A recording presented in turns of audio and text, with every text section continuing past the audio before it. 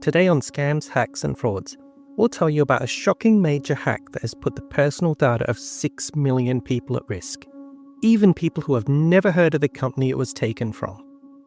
We'll tell you what you can do to minimize the chance of you getting caught up in hacks like these, and what you can do right now to find out if you've been the victim of identity fraud. This is the podcast that helps keep you safe from scams, hacks, and frauds.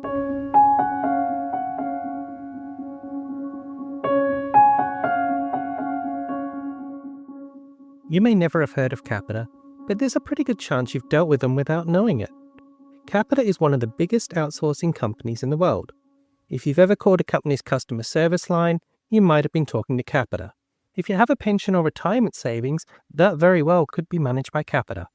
Your company's IT team, HR department, or property management may be actually performed by Capita. They even act as the British Army's Fire and Rescue Department. They have over 34,000 employees worldwide and hold data on a lot of people who probably do not know it. We start today's hack story at 7:52 a.m. on the 22nd of March, 2023. An employee at Capita's pensions department is mindlessly browsing the web. Capita's pension department provides services for over 600 different companies, ensuring that companies' payroll contributions are correctly collected and after retirement paid to individual working people just like you. Whilst this employee mindlessly surfs the web, silently in the background, a file is being downloaded to their computer. We don't know precisely where this hacked file came from, but it doesn't look like it was a phishing email, which suggests it was likely a dodgy website. 8 minutes later, an alert triggers in Capita's Security Operations Center. The hacker's file is on Capita's watch list as malicious software. The alert is considered a priority 2 alert, the second most serious level. It is required to be responded to in no more than 1 hour. If this was the real world, it's as if someone has just cracked a window from the outside and the burglar alarm has gone off. As the clock ticks, the hacker that planted the file takes advantage of the opening that has been created. 2 programs have now been downloaded to the employee's computer. Quackbot, which searches for personal information and logs your keystrokes, is followed by Cobalt Strike, a program commonly used to send programs into the computer networks of companies and governments. The hacker is now opening the window fully and has begun to climb inside. At 8:50 a.m., a further alarm is triggered. The priority 2 alert for the first file has not been addressed at all, and it won't be addressed today. The hacker has not only slipped in the window whilst the alarm is ringing, but security seems to be asleep at their post. He's not being chased. He's not even being looked for on camera. By 12:21, the hacker has swapped the employee's login with that of an administrator account. The hacker now has full control of the computer and can move freely around Capita's network. Our intruder is now prowling around the building, opening filing cabinets and drawers at random, completely unchallenged despite deafening alarms. The next day, another alarm trips. Capita's security platform has identified that the hacker is now decrypting usernames and passwords. That intruder is now brazenly standing in front of locked filing cabinets with a bobby pin, trying to pop the lock, and succeeding. The original alarm, the priority 2 alert for the cracked open window, is still sitting as overdue in the system. The security guard is still asleep. It is not until 6:07 p.m. on the 24th of March, 58 hours after that initial report of an open window, that the alert was picked up. The employee's computer and account were locked down and antivirus software was run. But it's too little, too late. The hacker has moved on to other parts of the Capita network. Security is standing in the room the intruder broke into, congratulating themselves on closing and locking the window, completely ignorant of the fact that the intruder has moved on to a completely different part of the building. On the 28th of March, 6 days after the initial attack, and 4 days after Capita thought they'd solved the problem, 3 separate alerts are triggered. Capita isolated the computers and began to clean them up. The hacker, however, is still in the network. He's roaming the corridors, and although some rooms were locked behind him by security, it's not clear that anyone is properly looking for him yet. It would not be until the 29th of March, 2023, that Capita would fully recognise that they're facing a major incident engaged their major incident process, and sought help from an outside cybersecurity organization. The security guards now recognize someone is roaming the building a week after he broke in. Meanwhile, the hacker has been moving data out of the network. He's no longer content with rummaging through filing cabinets. He's sending files down to the mailroom in envelopes to be sent to goodness knows where. By the end of the 29th, the hacker will have moved almost a gigabyte of data out of the network. But that's a mere warm-up to what he would take the next day, when 973 gigabytes walked out of the door. Over 6 million personal records.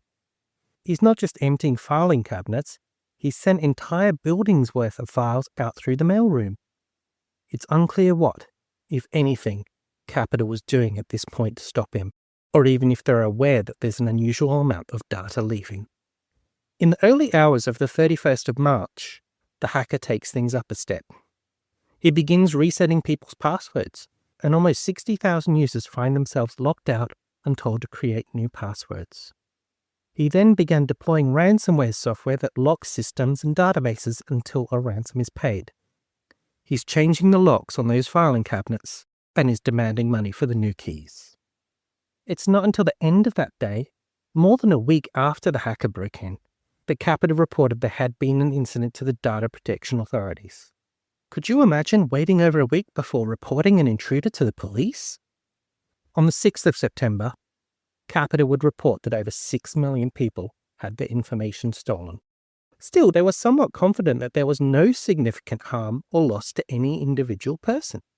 We're very skeptical of that claim, as Capita has confirmed that included in the data taken were credit and debit card details, bank details, driver's license numbers, dates of birth, and copies of signatures. More than enough to engage in wholesale identity fraud.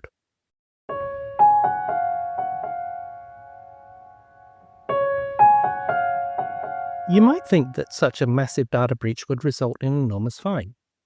And they got one, £14 million. Less than £3 per victim. Capita also offered credit monitoring services to any victim who asked. Still, only 260,000 of these victims signed up for it, meaning millions remain exposed, and you could be one of them. Credit monitoring is something everyone should be doing, and you can do it right now. All it is checking your credit file. 3 companies keep your credit file, and you should regularly check all of them. Companies that lend money report your debt to these 3 companies and check with them before lending you money. These companies who keep your file are Experian, Equifax, and TransUnion. If you're in the US or the UK, I'm going to put some links in the description to show you where to check your credit file. Pause the show now, click on the link, and get your credit reports and read through them. See if there's anything you don't recognize, and most importantly, keep checking it regularly. Or if possible, set up alerts so that you know if anyone is trying to use your data to get money. We also need to talk about data minimization. The more data you put out there, the more places it can be hacked. If you've dealt with a UK or European company and are no longer dealing with them, this is your chance to take back control. Use the power of the GDPR delete button to shrink your attack surface today. Every company in the UK and Europe on its website will tell you how to contact its data controller. Just remember, the right to request your data be deleted isn't absolute.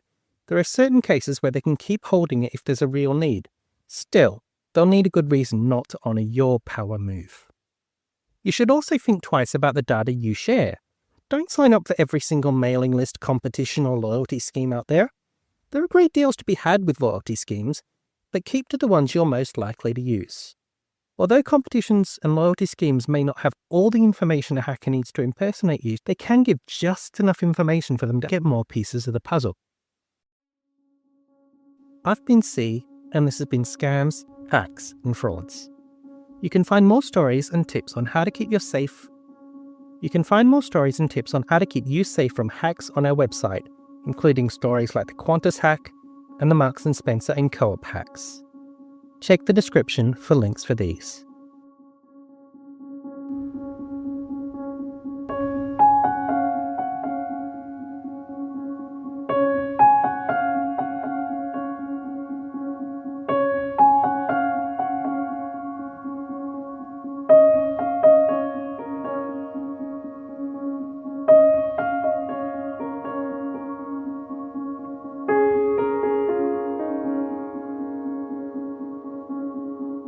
This podcast is available to reuse for free under the Creative Commons with Attribution Share Alike license. The music is not included in this license. For more information on the Creative Commons license, please visit creativecommons.org.